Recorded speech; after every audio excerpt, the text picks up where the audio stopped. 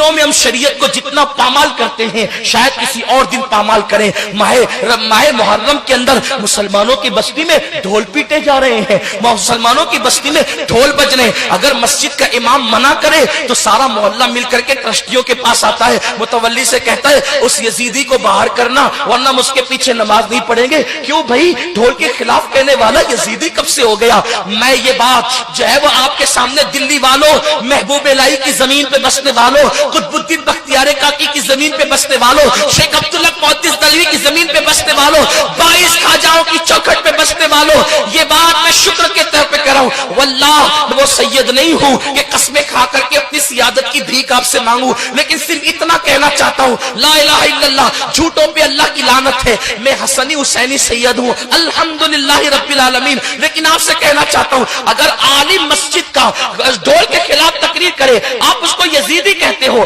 اگر ہمت ہے تو مجھے بھی یزیدی کہنا. میں حسن اور حسین کی اولاد میں ہوں الحمدللہ, لیکن آپ سے بس اتنا کہنا چاہتا ہوں, اتنا پوچھنا چاہتا ہوں. آپ ڈھول بجانے کو حسینیت تصور کرتے ہیں, آپ سے پوچھنا چاہتا ہوں آخر خیمہ حسین میں ڈھول کب بجا تھا؟ جب علی اکبر کی شہادت ہو رہی تھی تب ڈھول بجا تھا, علی اصغر کی شہادت ہو رہی تھی تب ڈھول بجا تھا, قاسم کے لاش میں گھوڑے دوڑائے جا رہے تھے تب ڈھول بجا تھا, بیویوں کی چادریں چھینی گئی تھی تب ڈھول بجا تھا.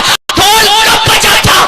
ظالموں, جن کی شادیوں میں ڈھول نہیں بجے ان کی شہادتوں پہ ڈھول کیسے بج سکتے ہیں؟ آپ اپنے آپ کو ڈھول بجانے پر حسینی تصور کرتے ہو.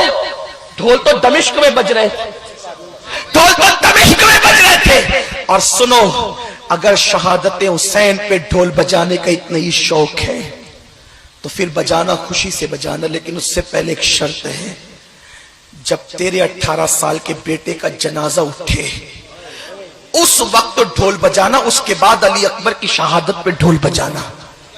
اس دن تو تالی بجانا بھول جاتا ہے جب تیرے بیٹے کا جنازہ اٹھتا ہے, اور حسین کے شہزادے کے جنازے اٹھنے کے دن تم ڈھول بجاتے ہو, میلے لگاتے ہو. تمہارے گھر کی بیٹیاں بے پردہ میلے دیکھنے کے لیے جاتی ہیں. کہاں وہ سیدہ فاطمہ الزہرا کا کردار جس کے سر کے دوپٹے کو کبھی چاند و سورج نے نہیں دیکھا؟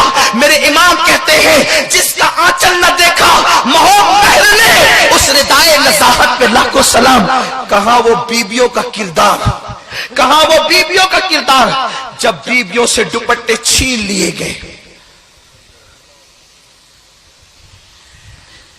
استاذ زمن مولانا حسن بریلوی نے بھی لکھا ہے کہ بیبیوں کے دوپٹے چھین لیے گئے. جن کے گھر میں جبریل اجازت کے بغیر نہیں آتے تھے ان کے دوپٹے چھین لیے گئے. جن کے دوپٹوں کو کبھی آسمان کی آنکھوں نے نہیں دیکھا ان کے دوپٹے چھین لیے گئے.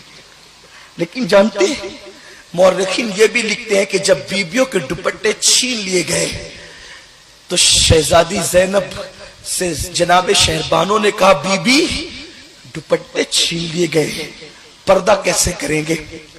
تو بی بی زینب نے کہا تھا اے نبی کے گھر کی بیٹیوں اور بہوؤں، کل تک دوپٹے سے چہرہ چھپاتے تھے، اب دوپٹے چھین گئے ہیں تو قدرت نے تمہیں بڑے بال اس لیے عطا کیے ہیں کہ اپنے بڑے بالوں کو پیچھے سے آگے کی طرف کر لو اور اپنے چہروں کو چھپا لو، اپنے چہروں کو چھپا. اس دن تمہاری بیٹیاں میلے دیکھنے جائیں، حسینی ہو تو تمہاری بیٹیاں اس دن ناچ دیکھنے جاتی، تمہاری گھر کی عورتیں بے پردہ گھروں سے کیا گزرتی ہوگی امام حسین کے دل پر.